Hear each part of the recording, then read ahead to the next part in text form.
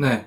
그런데 정상적이지 않은 사람들, 즉 주의력 결핍 과잉행동 장애, 줄여서 ADHD라고 불리는 장애를 가진 사람들은요, 소품들로 계속 주의가 이렇게 옮겨 다닌다라는 것을 확인할 수가 있었습니다. 그래서 이 사람들은 오히려 변화를 감지하기가 참 쉬워요. 엄마, 저거 지금 스카프 안 차고 있다 차고 있는데? 이런 거 얘기합니다. 그런데 이렇게 하면은 이 사람들이 천재라는 뜻일까요? 주의력 결핍 과잉행동 장애자도 어떤 생산성 있는 일을 할 수 있다 이런 증거일까요? 그건 아닙니다. 생산성이라는 것은요, 한 가지에 주의를 기울일 때 이렇게 이때 생기는 거니까요. 자, 그러면 열 번째 슬라이드를 봐주시고요. 몰입의 정의가 나와 있는 부분입니다. 네, 보신 것처럼 이렇게 주의는 한 가지 과업을 선택해서 뚜렷하게 소유하려고 함에 따라서 다른 과업을 수행하기 어렵게 된 상태를 말하고요. 한 가지 문제를 해결하는 데 필요한 이 관련 지식들에 주의를 기울임으로써 관련 없는 지식들은 다 후퇴해 놓은 그런 상태입니다. 그리고 이러한 상태, 즉 한 가지 과업에 장시간 집중한 나머지 다른 것에는 좀처럼 주의를 기울이지 못하게 된 상태, 요것을 바로 몰입이라고 부릅니다. 장시간이라는 것은 1시간 이상을 말하는데요. 여러분들이 1시간 이상 어떤 과업에 정말 푹 빠져 있다면 그게 바로 몰입이에요. 영어로는 flow를 경험한 것입니다. 근데 이것만으로는 조금 오해가 생길 수 있습니다. 특히 아마 학부모님들이나 선생님들 또 저 같은 교수들은요, 당장 아마 이런 말 할 거예요. 우리 아이는, 혹은 우리 반 학생은요, 게임만 주구장창 하고 있습니다. 이것도 몰입인가요? 또 우리 아이는 유튜브만 계속 보고 있습니다. 이게 몰입인가요? 스마트폰을 뭐 손에서 띄질 않아요. 이게 몰입입니까? 이 문제를 해결하기 위해서는요, 우리는 과업의 성격을 두 가지 차원으로 좀 구분할 필요가 있어요. 한 가지 차원은 바로 생산성의 차원이고요. 생산성이 있느냐, 없느냐. 이렇게 나눠볼 수 있겠죠. 다른 하나는 이제 매력의 차원입니다. 이 일이 매력적인 일인지 아닌지, 이런 거요. 그럼 먼저 생산성 있는 일이다, 생산적인 과업이다, 이건 뭘까요? 생산성 있는 과업이라는 것은요, 삶의 자원을 구축할 수 있는 과업을 의미합니다. 건강과 같은 신체적인 자원, 또 정신적인 자원, 이런 걸 구축할 수 있어야죠. 또 교우 관계, 친구, 애인과의 관계, 로맨틱 파트너죠. 가족 간의 관계, 직장 동료와의 관계, 동아리 구성원과의 관계, 이런 어떤 사회적인 자원을 구축할 수 있어야 돼요. 그리고 직장 생활, 여러분 같으면 아르바이트, 저축, 또 뭐 학생의 경우에는 공부와 같이 이런 경제적인 자원 구축에 도움이 돼야 됩니다. 이렇게 도움이 돼야 생산적인 과업을 한 거예요. 자, 이렇게 생산성을 정의하면 꼭 일을 해야만 생산성은 아니라는 것도 알 수 있죠. 친구와 함께 여가를 즐기면서 나는 사회적인 자원을 구축하겠다. 때로는 혼자 여가를 즐기거나 또 멍 때린다 이런 표현을 하죠. 멍 때리면서 신체적 자원, 이렇게 정신적 자원 이런 거를 좀 구축하는 거 다 생산적인 과업입니다. 그러면 이런 생산적인 일, 생산적인 과업의 또 다른 특성은 뭘까요? 이것도 이제 중요한데요. 한 가지 자원을 구축하기 위해서 다른 자원을 희생시키지 않습니다. 즉 사회적 자원을 구축하기 위해서요. 뭐 쉽게 말하면 친구와 놀기 위해서 잠을 줄이면서 새벽까지 친구랑 놀면서 신체적 자원을 파괴하고 정신적 자원을 파괴하지 않아요. 신체적 자원을 구축하기 위해서 운동만 계속하면서 이런 운동 중독일 수 있죠. 경제적, 사회적 자원을 구축할 시간을 싹 없애버리지 않습니다. 정신적으로 여유를 갖는다, 나는 여가 시간이 좋다라고 하면서 유튜브만 보면서 스마트폰만 붙잡고 있고 SNS 확인하고 하면서 웃느라고 신체적, 사회적, 경제적 자원을 구축하는 것에 소홀히 하지 않아요. 즉 생산적인 과업이라는 것은요, 삶의 자원들을 잘 구축해야 되고요. 서로 보완해주는 거업이에요. 한 가지, 삶의 자원 한 가지에만 몰두해가지고 그거에만 집중하면서 나머지 삶의 자원들을 파괴한다 또는 소홀히 한다, 이런 것들은 다 비생산적인 과업입니다. 다음으로는 매력적인 일인데요. 매력적이라는 것은 무슨 의미일까요? 우리 뇌에서 이 보상회로라는 곳이 있는데요.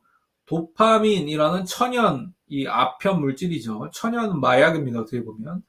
이런 도파민을 분비시킬 수 있는 일, 이런 일들을 매력적인 일이다라고 정의할 수 있어요. 쉽게 말해서 또 다른 말로 보상이 기대되는 일, 보상이 예측되는 일이죠. 자, 그러면 생산적이지도 않고 보상도 없어서 매력적이지도 않은 일, 이런 건 뭘까요? 그렇죠. 이런 건 불필요한 일입니다. 어떻게 보면 버려야 되는 일이에요. 내 삶에 불필요한 요소죠. 뭐 이런 일은 몰입 자체가 일단 쉽지 않지만, 뭐 이런 일을 1시간 이상 집중해서 했다고 해서 몰입했다고 부르지 않습니다. 낭비라고 부르죠, 이런 것은. 우리 인지적인 에너지의 낭비라고 볼 수 있어요. 자제력, 통제력, 제가 통제적 정보 처리에서 말했던 거 기억하시죠? 이런 인내심, 이런 거를 낭비했다고 볼 수 있어요. 다음으로는 생산적인데 매력적이지 않은 일이 있을 수 있습니다. 이런 일은 뭘까요? 네, 꼭 필요한 일입니다. 반드시 해야 되는 의무와 같은 거죠. 나의 선호는 크게 관련 없습니다. 그냥 해야 돼요. 네. 그리고 이런 일에 1시간 이상 집중하는 것은 몰입이라고 부릅니다. 반면에 굉장히 매력적인데 비생산적인 일도 있겠죠. 이런 일은 뭐라 부를까요? 주의를 빼앗는 일이다. 주의를 산만하게 하는 일이다. 이렇게 볼 수 있어요.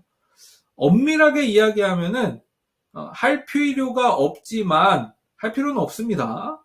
생산성이 없으니까. 근데 그냥 내가 해야 된다고 느끼는 일이죠. 그리고 이런 것에도 1시간 이상 몰입했다고, 집중했다고 해서 몰입이라고 부르진 않아요. 이것도 아까 말한 거랑 똑같아요. 낭비입니다. 여러분 생각해 보세요. 게임하는 거. 딱 여기 들어간다고 생각하지 않으세요, 혹시? 유튜브 보는 거요. 딱 여기 들어간다고 생각하지 않습니까? 그냥 SNS 확인하는 거, 뉴스피드 확인하는 거. 딱 여기 들어간다고 생각되지 않으세요? 이렇게 말하면요, 아마 여러분들 중에는 반박할 사람이 있을 겁니다. 아마 이렇게 할 수도 있어요. 선생님, 요즘 누가 게임 혼자 합니까? 친구들하고 가상 공간에 같이 이렇게 접속해서요, 팀 플레이 하죠. MMORPG 모르세요? 팀 플레이. 그리고 서로 저희 협동심도 배웁니다. 사회적 자원을 구축해요. 말이 막 청산유수죠? 어디서 들은 거 있어가지고, 게임을 하면서 사회적 자원이 구축되니까 몰입이라고 막 주장하는 거야. SNS 확인하는 거, 몰입이다. 사회적 자원을 구축하니까 몰입이죠. 우리 친구 관계가 좋아져요. 뭐 이렇게 막 주장합니다. 근데요, 제가 아까 말한 대로요, 그 한 가지 자원, 그 사회적 자원 하나를 추구하는 것이요, 다른 자원을 구축하는 걸 그러면 방해하지 말아야 돼요. 다른 자원을 구축하는 거를 파괴하지 말아야 됩니다. 또 다른 자원을 쌓아놓은 것을요, 없애버리면 안 돼요. 만약에 이 말을 한 학생이 저에게 게임으로 사회적 자원을 구축할 수 있습니다. 뭐 이런 식으로, 또 SNS 확인하고 유튜브 보는 거에 사회적 자원 구축합니다. 머리만 식히는 겁니다. 뭐 그렇게 얘기하는 학생이 적어도 예를 들면 뭐 중고등학교 때까지 성취 기준으로 봤을 때 80점 이상을 맞는 학생이다. 그러면은 그냥 머리 식히라고 저도 두겠어요. 문제 없죠. 그런데 모든 과목에서 예를 들면 낙제를 하면서 또는 학점으로 말하면 대학의 학점을 C 받고 D 받으면서 게임이 사회적 자원 구축에 도움이 됩니다. 그러니까 이 몰입입니다. 막 이렇게 하면은 그건 아니에요. 그 학생이 게임이나 유튜브 시청한 것이요, 정말 내 삶의 자원의 구축이 도는 여가 활동 수준이었다면 그 다음에 공부도 해야죠. 그것만 하면 안 되죠. 공부하면서 얻게 되는 지적 자원, 그 다음에 미래의 경제적 자원을 희생하면서 아까 말한 파괴하면서 한 가지 자원에만 집중하는 것은요, 몰입이 아닙니다. 시간 낭비예요. 물론 프로게이머다, 내가 프로게이머다, 이런 프로게이머가 게이머라는 건 좀 다른 문제입니다. 그 사람에게는 그게 일이죠. 그리고 이게 연습이에요. 이 사람이 1시간 이상 게임에 집중했다. 몰입이에요. 그렇죠? 근데 여러분 중에 지금 프로게이머가 있나요? 몇 명이나 되나요? 가끔 이렇게 이 프로게이머가 되기 위해서 그렇게 한다. 정말 그럴 생각이라면은 학교 그냥 그만두고 게임만 해야죠. 또 만약에 내가 지금 유튜브 크리에이터다. 그러면 시장 조사를 위해서 또 다른 컨텐츠 분석을 위해서 유튜브를 계속 보는 일을 합니다. 그게 생산적인 일이에요, 그 사람들한테는. 계속 봐야 돼요. 컨텐츠 분석을 해야 되니까. 이거를 1시간 이상 하면 몰입입니다. 근데 만약에 여러분들은 이 소비자 입장에서, 그냥 시청자 입장에서 누가 만들어 놓은 영상을 그냥 여기저기 들어가서 이것 봤다, 저것 봤다 한다면요. 그건 그냥 시간 낭비하고 있는 거예요. 너무 당연하지만 생산적이면서 매력적이기까지 한 일, 다른 말로는 목적이 있는 일, 목표가 있는 일, 이런 의미죠. 이런 거를 1시간 이상 하는 것은 몰입입니다. 그리고 이런 일에는 몰입하기가 가장 좀 쉽죠. 정리하면요. 몰입인가 낭비인가를 가르는 결정적인 기준은요. 그 일이 또는 여가 활동이 생산적인가 하는 부분이에요. 몰입과 시간 낭비를 구분할 때, 이런 구분이 필요할 때 몰입과 생산적인 과업에 대한 정의를요. 여러분 스스로 꼭 내려놓으시고 시작하시기 바랍니다. 몰입이란 한 가지 거업, 한 가지 생산적인 거업에 1시간 이상 집중한 나머지 다른 거업에는 좀처럼 주의를 기울이기 어렵게 된 상태, 이렇게 딱 정의를 내려놓으세요. 그러면 누군가가 유혹하더라도, 막 가머니설을 하더라도 속아 넘어가지 않을 겁니다. 네, 이제 다음 슬라이드로 한번 가볼게요. 11번째 슬라이드입니다. 이제 한 사람이요, 생산적인 거업에 몰입할 때 어떤 현상이 나타나는지를 한번 살펴보겠습니다. 몰입의 현상적 증거라고도 할 수 있는데요. 크게 3가지입니다. 일단 첫째, 몰입한 사람에게는요, 시간에 대한 왜곡이 일어납니다. 보통은 시간이 굉장히 빨리 갔다고 느끼죠. 벌써 시간이 이렇게 지났네? 뭐 이렇게 하는 순간입니다. 한 30분 지난 것 같은데 2-3시간 지났을 수 있죠. 그런데 드물긴 하지만요, 시간이 아주 굉장히 느리게 가기도 합니다. 완전 슬로우 모션이에요. 드라마나 영화에서 이런 장면이 있는데 주인공 주변은요, 시간이 딱 멈춥니다. 그리고 주인공한테만 시간이 흐르는 것 같은 경험을 연출하는 경우가 있는데요. 사실 이것도 몰입입니다. 이거는 반대죠. 찰나의 순간이 막 몇 시간, 몇 분처럼 느껴지는 것이죠. 다음은 공간적인 왜곡이 일어납니다. 몰입을 경험한 사람은요, 내가 지금 어디에 있는지, 또 내가 어디로 가고 있었는지, 이런 걸 잊어버릴 때가 있어요. 그래서요, 라디오에서 나오는 재밌는 사연에 이 주의를 집중하는 운전자들은요, 고속도로에서 자신이 빠져나가야 하는 분기점에서 못 빠져나간 거죠. 그리고 그냥 지나치게 되는 경우들이 종종 생깁니다. 그리고 이렇게 스마트폰을 계속 보다가 전철, 버스 정거장 이렇게 지나쳐서 다음 정거장에서 내리게 되는 일들도 있죠. 또 내가 버스 정거장에서 이렇게 앉아가지고 버스를 딱 기다리고 있는데 스마트폰을 이렇게 보면서 기다리고 있던 거예요. 그래서 내가 타야 되는 버스가 지나가는지도 모르고 보고 있다가 놓치는 경우도 있습니다. 끝으로 이렇게 자기 감시 기능이 일시적으로 사라지는 경험을 합니다. 극도의 이 자기 감시는요, 보통 좀 자신의 나쁜 점, 단점, 또는 근심, 걱정, 불안에 이 초점을 맞출 때가 많은데, 몰입한 순간만큼은 이런 것들이 떠오르지 않죠. 걱정도 잊어버리고, 근심도 잊어버리고, 이 불안도 잊어버립니다.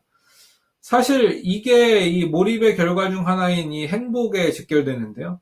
그래서 몰입을 많이 경험한 사람은요, 그래서 걱정이 줄고요, 근심도 줄고, 불안하지도 않고, 결과적으로 행복해져요. 그럼 이제 한 슬라이드 넘겨서 몰입의 결과로 한번 가보겠습니다. 12번째 슬라이드예요.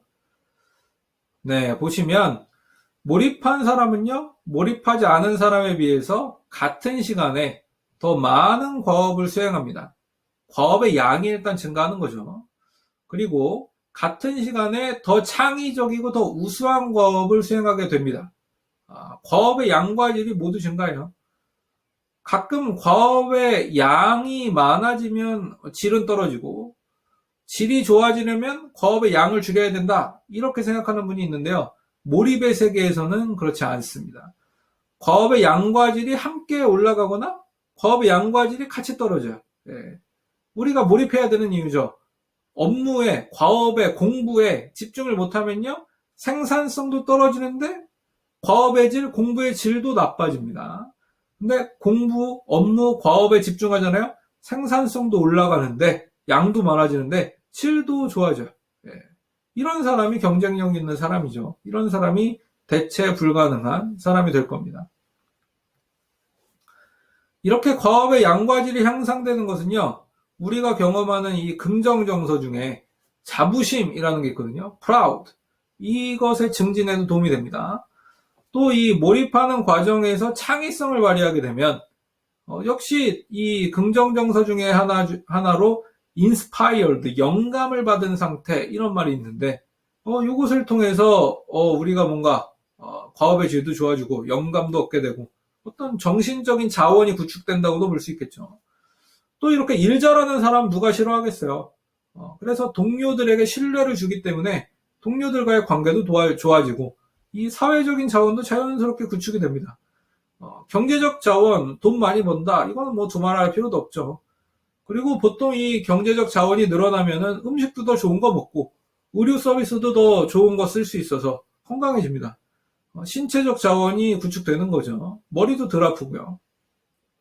종합하면 삶에 대한 종합적인 만족도가 올라가고요. 삶의 질이 좋아져요. 뭐 때문에요? 몰입 때문에요. 그래서 이 칙센미아이, 몰입을 연구하는 아주 최고의 학자인데 몰입을 최적의 경험, 영어로 optimal experience라고 불렀습니다. 우리 삶에서 이런 몰입과 같은 최적의 경험을 늘려간다면 삶의 자원도 구축하고 삶의 질도 좋아지고 삶의 만족도도 올라갈 겁니다. 자, 한 슬라이드 넘겨서 13번째 슬라이드로 한번 가볼까요? 이렇게 생산적이고 삶의 자원 구축에 도움을 주는 몰입은 최적 경험인데요. 한 가지 더 언급한다면 이 공부하거나 과제를 하는 것은 되게 불행한 일이다. 오직 여가를 즐기는 것만이 행복이다. 이런 관념을 가지고 계신다면 오해입니다. 공부에 몰입하지 못하는 것, 이게 불행이고요. 여가를 즐기더라도 여가에 몰입하지 못하는 것, 이게 불행입니다. 반대로 공부와 과제에 푹 빠져서 몰입을 한다. 이런 생산적인 일에. 그럼 그게 행복이고요. 공부에 도움을 주는 에너지를 다시 재충전하기 위해서 여가에 몰입한다. 그러면 행복이죠. 그렇죠? 그래서 여러분이요, 생산적이고 삶의 자원을 구축하는 일에 대한 몰입을 꼭 늘려가시면 좋겠습니다. 이제 14번째 슬라이드 하이퍼 포커스로 가볼게요. 네, 사실 이게 오늘의 이제 하이라이트입니다. 자, 이런 질문 할 수 있겠죠?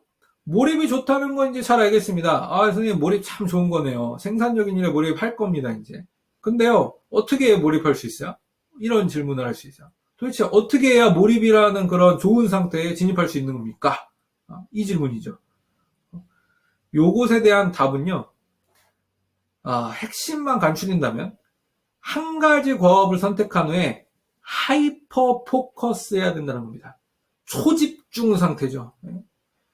하이퍼 포커스라는 것은요, 내가 선택한 한 가지, 이 과업에 아주 의도적으로 집중하는 초집중 상태를 말해요. 쉽게 말해서 한 가지 과업에요, 이 주의 집중력을요, 아주 극도로 발휘해서 10분 이상 극도로 발휘하면 몰입에 진입할 수 있다, 이런 뜻입니다. 가끔 이걸 오해하는 사람들이 진짜 많아요. 예. 몰입을 누가 시켜줘야 된다고 착각할 수 있죠. 예. 막 그러면서 이렇게 말하죠. 나는 아직 뭔가 과업을 수행할 마음의 준비가 되지 않았다고. 그렇죠? 근데요, 하이퍼 포커스의 정의를 제가 말했지만, 몰입하기 위해서는요, 자기 자신이 몰입하기 위해서 하이퍼 포커스. 즉, 집중이 될랑말랑, 몰입이 될랑말랑한 그 순간에 이 극도의 초집중 상태를 유지해야 됩니다. 보고서를 지금 예를 들면 처음 쓰기 시작한다. 과제 보고서를 처음 쓰기 시작한다. 집중이 처음에 될랑말랑하죠. 그때 10분 이상 초집중, 즉 계속 집중력을 유지해야 돼요. 극도의 집중력을. 그러면은 어느 순간이 딱 지나잖아요. 그럼 보고서 쓰기에 몰입할 수가 있습니다. 몰입에 진입해요. PPT를 만든다고요? 처음에는 집중이 잘 안 될 수 있죠. 지지직거려요. 우리 머릿속에서 지지직거리는 소리가 들릴 수도 있습니다. 그때 10분 이상 하이퍼 포커스, 극도의 집중 상태를 유지해야 됩니다. 그 후에 PPT 만들기 과업에 대한 이제 몰입이 일어나겠죠. 이렇게 몰입은요, 누가 시켜주거나 마음의 준비가 돼 있을 때 할 수 있는 그런 게 아니에요. 굉장히 의도적으로 집중 상태를 유지하려고 노력해야 발생하는 일입니다. 생산적인 과업을 시작한 그 다음 처음 10분에 이 초집중 상태를 위해서 에너지를 써야 돼요. 그 다음에는요, 에너지를 쓰는지도 모른 채 몰입하게 되겠지만 시작할 때, 요때 이 집중력을 유지하기 위해서 힘을 써야 됩니다. 노력해야 돼요. 만약에 이 보고서를 쓰기 시작해서 조금 집중하다가 교수님은 뭐 이런 보고서를 쓰라 그래. 재미없네. 몰입 안 되네. 이럴 수 있겠죠. 근데 그건요, 재미가 없어서 몰입이 안 된 게 아니고요. 10분 이상 몰입하기 위한 초집중, 하이퍼 포커스를 하지 않았기 때문이에요. 보고서 봤다가 카톡, 봤다가 네이버도 한번 들어갔다가 페이북도 한번 들어갔다가 유튜브 갔다가 인스타 갔다가 쇼핑 앱도 뭐 한번 켰다가 이렇게 하실 수 있겠죠. 이러면은 몰입 안 돼요. 네. 아마 여러분이 이 지금 강의를 들으면서도 이럴 수 있겠습니다. 교수님 강의 너무 지루해서 집중 안 되네. 이 말은요, 반은 맞고 반은 틀렸어요. 진짜 교수님 강의가 지루할 수 있겠죠. 근데 더 문제는요, 내 자신이 10분 이상 하이퍼 포커스를 시도하지 않았다는 거예요. 만약 여러분이 이 가르치는 학생이, 여러분이 교수다. 그래서 여러분이 가르치는 학생이 10분 이상 하이퍼 포커스를 시도해보지도 않고, 지루하다, 강의에 몰입 안 된다, 이렇게 하면 여러분 무척 마음 상하실 겁니다. 여러분이 나중에 이제 직장 상사가 돼서 회의를 주관하는 사람인데 여러분 말에 아무도 주의를 기울이지 않아요. 여러분의 발표에 아무도 주의를 기울이지 않아요. 그러면은 마음 무척 상하실 겁니다. 근데 이제 한번 자신감을 가지세요. 몰입은요, 교수가 시켜주는 게 아니에요. 직장 상사가 시켜줄 수 없습니다. 내 자신이 하이퍼 포커스를 해야, 학생 본인이 하이퍼 포커스를 해야 몰입에 진입할 수 있는 겁니다. 아마 하이퍼 포커스가 자연스럽게 일어나는 장소를 하나 뽑아라. 그럼 아마 영화관이겠죠. 여가를 즐기기 위해서 영화 볼 때.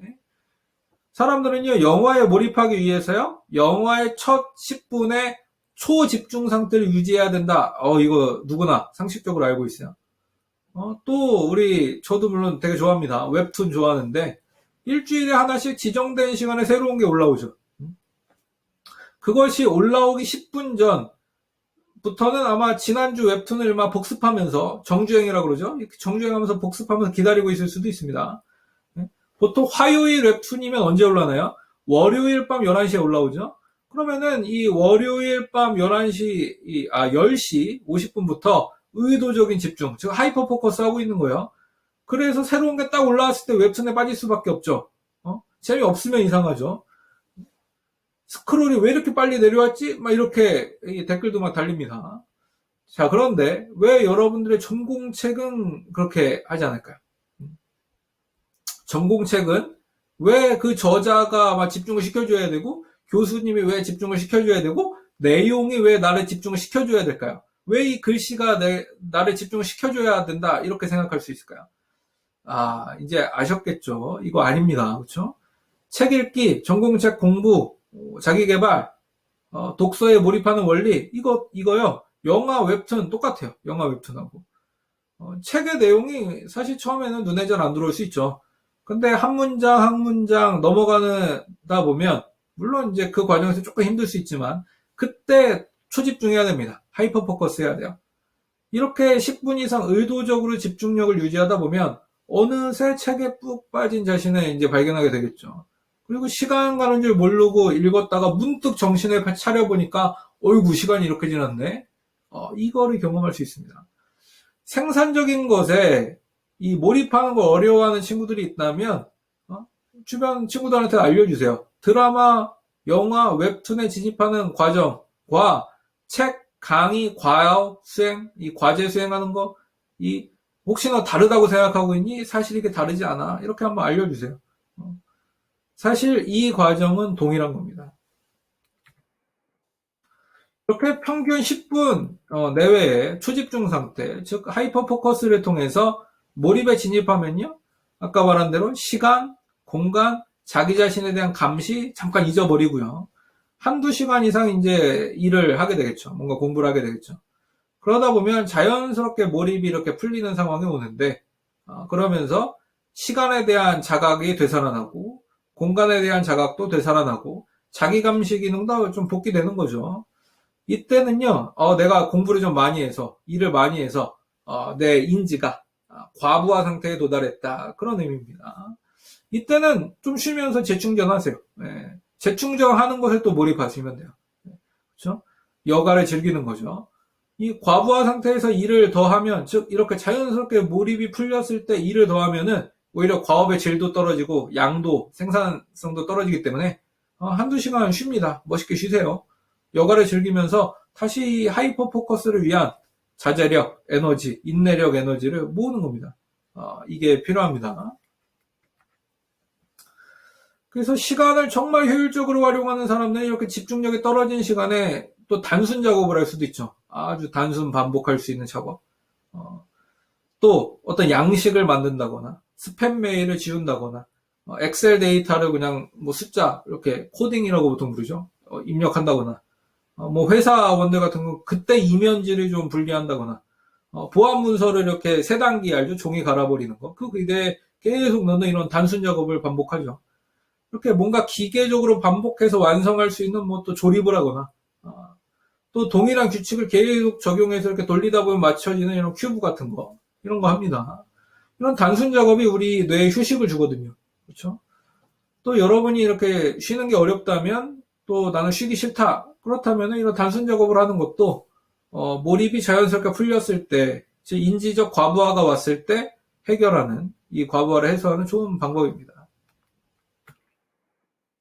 그리고 이렇게 다시 에너지가 충전되면 다시 하이퍼 포커스를 통해서 몰입해야죠. 예. 이것이 바로 몰입의 굉장한 선순환 구조입니다. 선택적 주의를 통해서 한 가지 과업을 잘 선택하시고요. 생산적인 일을. 그 다음에 10분 정도 하이퍼 포커스에서 초집중 상태를 유지하죠.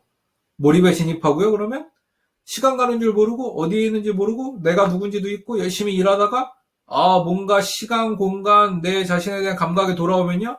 밥을 먹거나 휴식을 취하거나 이렇게 여가를 즐기고 그 다음에 이제 에너지가 충전되면 다시 다음 할 일을 찾아서 또 선택하고 초집중하고 몰입하고 예. 어쩌면 우리 삶은요 이런 몰입의 선순환 과정의 반복일지도 모르겠어요. 그래서 가끔 이런 인생은 너무 재미없을 거라고 이렇게 생각하시는 분도 있는데 아까 제가 말씀드린 것처럼 몰입할 게 전혀 없는 인생이 재미없고 불행하고 즐겁지 않은 인생이죠. 몰입할 것들이 많은 인생은 정말 즐거운 인생입니다. 행복한 삶이에요. 네. 여러분이 하면 일, 네. 이렇게 하시다 보니까 이 일에 몰입하면 일에 몰입한다는 것 자체를 상상을 잘 못하실 수가 있는데 더 많이 이제 하실 수 있습니다. 이런 하이퍼 포커스를 적절히 사용하시면 그리고 이렇게 일에 몰입하게 되면 정말 재밌어요. 그리고 제가 아까 말했잖아요. 여가를 즐기더라도 몰입하지 못하면 재미없다고요. 그래서 여러분들이 이런 몰입의 선순환을 계속 적절히 하시면서 몰입하는 콘텐츠는 그때그때 좀 바뀔 수 있죠. 그러면서 재밌는 삶을 만들어가는 그런 사람이 되면 좋겠습니다. 이게 인생의 묘미예요. 굉장히 단순한 시스템 안에 다양한 콘텐츠를 넣어보는 거죠. 그리고 이렇게 목표에 몰입해서 마침내 뭔가를 이루는 사람들을 보면은 대부분 그런 사람들의 삶은 되게 단조롭습니다. 누가 보면은 정말 재미없는 삶이라고 생각할 거예요.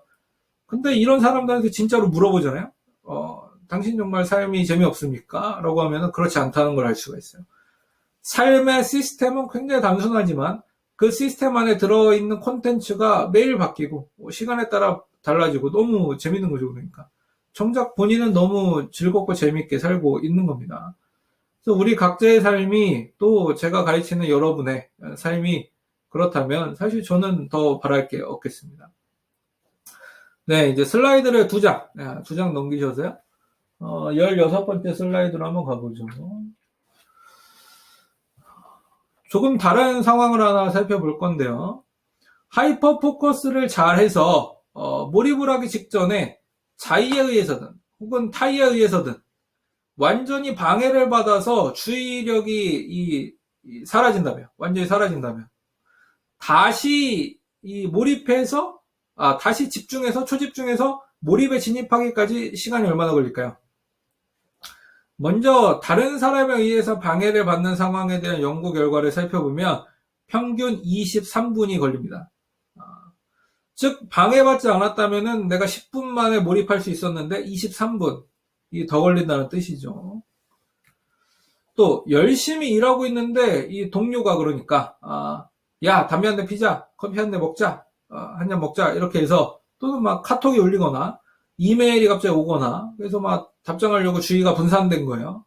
이렇게 하면은 다시 집중하려고 하는데 시간이 더 오래 걸린다는 뜻이죠. 집중이 잘 안 된다는 겁니다. 왜 그럴까요? 하이퍼 포커스는요, 계속 강조했지만 에너지가 소비되는 과정이에요. 이미 하이퍼 포커스를 하고 있었잖아요. 에너지를 소모하고 있었잖아요. 근데 이제 남은 에너지가 많지 않은 거죠.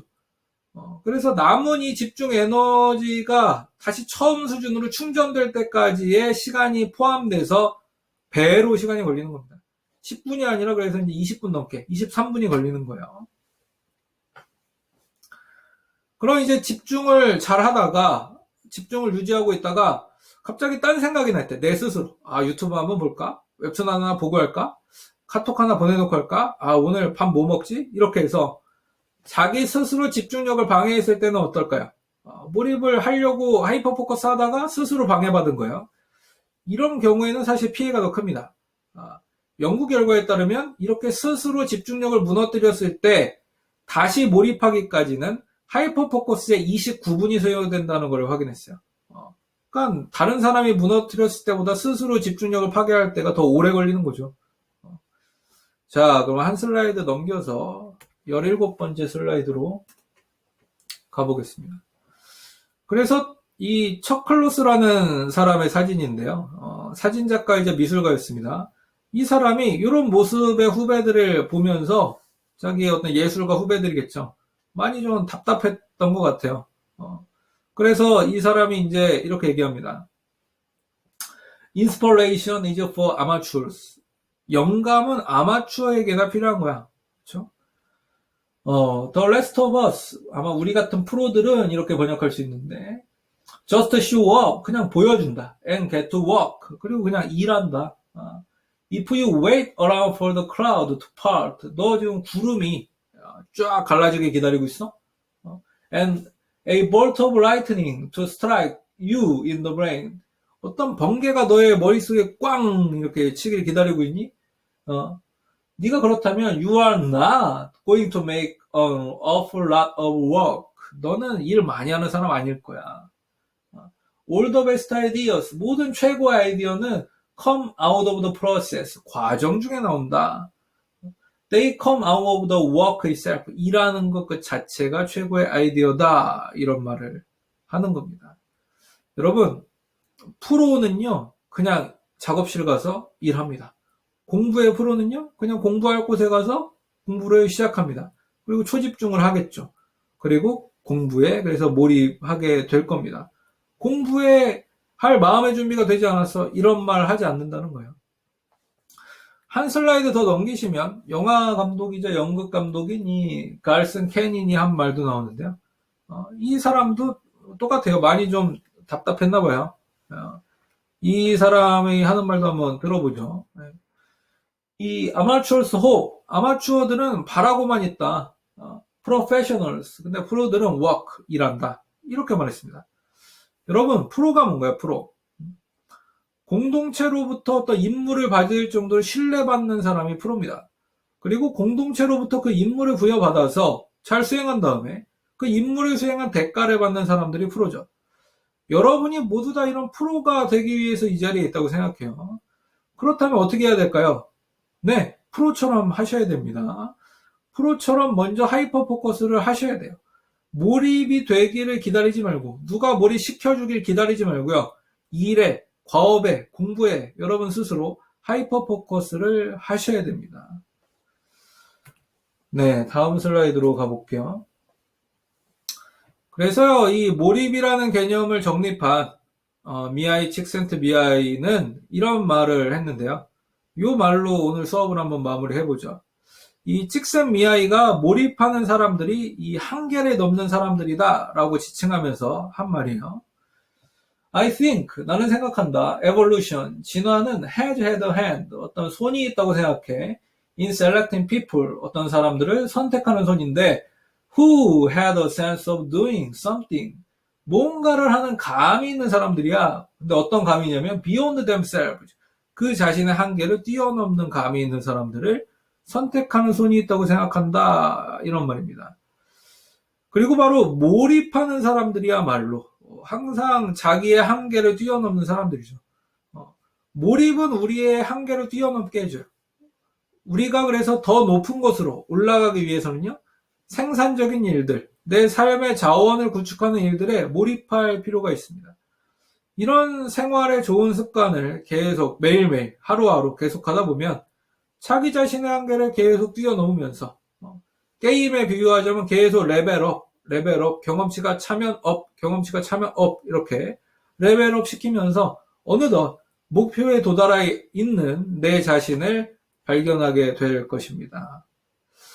네, 오늘 강의는 여기까지고요. 또 다음 시간에 다른 주제와 또 주제에 관련된 콘텐츠로 찾아뵙도록 하겠습니다.